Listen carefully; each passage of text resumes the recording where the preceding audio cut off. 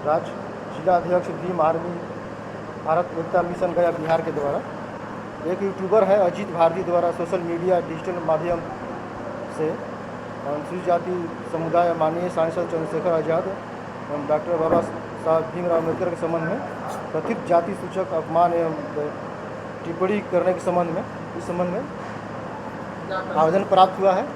जांच कर आवश्यक विधि सम्मत कार्रवाई की जाएगी। देखिए, ये 22 तारीख की मामला है। एक कार्यक्रम चलाते हैं जो अजीत भारती है, यूट्यूबर है और अपने आप को सोशल एक्टिविस्ट कहते हैं, सवर्णों के चहेता कहते हैं।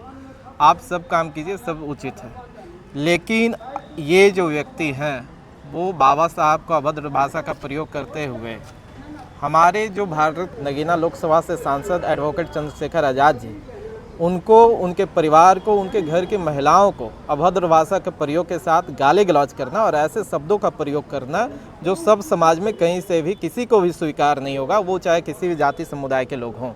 इस प्रकार से चंद्रशेखर आज़ाद जी को टारगेट करना, पूरे अनुसूचित जाति को टारगेट करना, उनको गाली गलौज करना, B.R. अम्बेडकर जो भारतीय संविधान के निर्माता हैं उस बाबा साहब के बारे में अभद्र भाषा का प्रयोग करते हुए उनको कोसना, साथ ही जो रिजर्वेशन का प्रावधान है, जो भारतीय संविधान में जिसके प्रावधान है, उस रिजर्वेशन को कोसना और तमाम प्रकार से अनुसूचित जाति को नीच ध्येय अपमानित करने के शब्दों का प्रयोग करते हुए उनके द्वारा एक जो है प्रोग्राम चलाया गया और उस प्रोग्राम के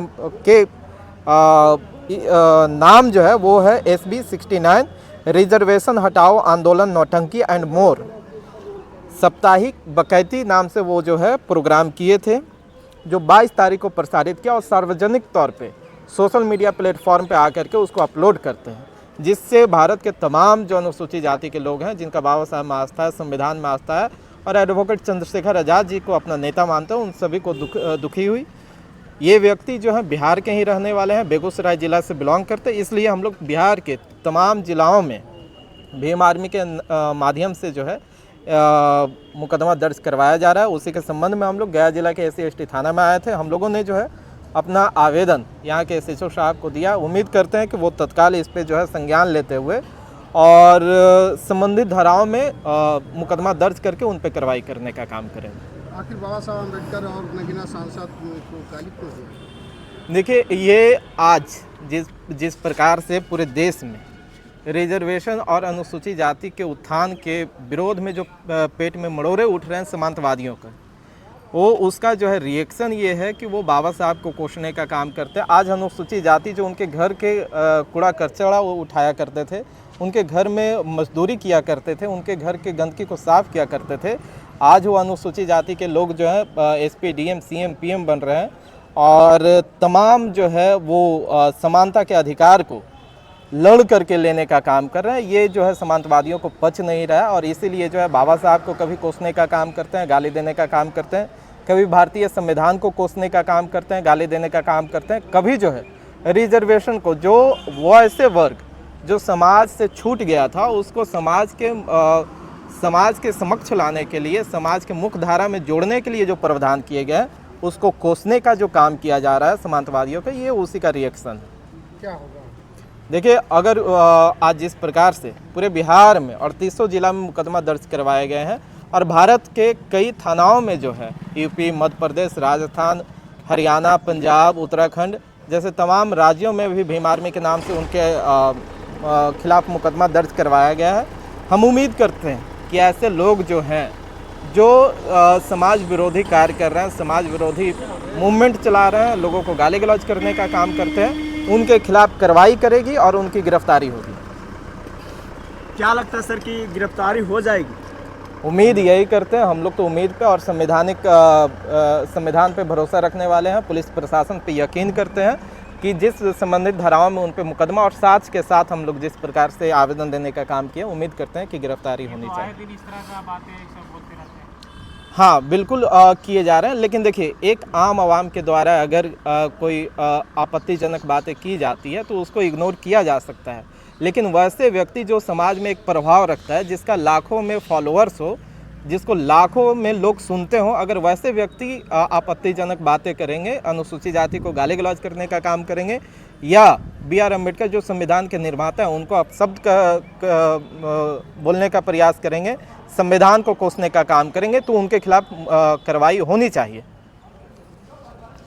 क्या लगता है सर कि देश में भी आरक्षण हटाओ एक आंदोलन जो सोशल मीडिया पर जो खबरें चल रही है, इसका लेकर आपका क्या राय है?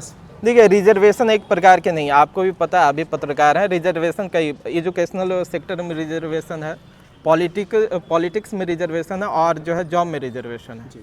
ये रिजर्वेशन सरकारी जो संस्थाएं हैं वहाँ पे रिजर्वेशन का प्रावधान है। रिजर्वेशन जो है वो आर्थिक आधार पे नहीं दिया गया है इस देश में, और केवल भारत में ही नहीं, आप साउथ अफ्रीका जैसे राज्य को या जहाँ भी रंग भेद हुआ, साउथ अफ्रीका, अमेरिका, वहाँ भी रिजर्वेशन का प्रावधान है।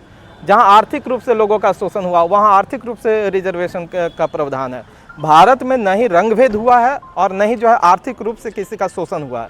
यहाँ जाति के आधार पर शोषण हुआ तो जाति के आधार पर रिजर्वेशन रहेगा, दिया गया, और ये तब तक रहेगा जब तक जातीय व्यवस्था बना रहेगा। जब तक जातीय व्यवस्था रहेगा भारत में रिजर्वेशन रहेगा। बाकी कुछ लोगों से आप लोग सुनते होंगे कि जब संविधान सभा में रिजर्वेशन का प्रावधान किया था तो हर 10 वर्ष के बाद उस पर जो है चर्चा करके उसे आगे बढ़ाना या वहीं रोक देना, इस पे जो है काम किया जाना था। लेकिन वो था पॉलिटिकल रिजर्वेशन के लिए, ना कि शैक्षणिक सेक्टर में जो रिजर्वेशन दिया जा रहा है उसमें, और न ही जो वैकेंसी आती है सरकार के तरफ से सरकारी संस्थानों में सेवा देने के लिए उसमें।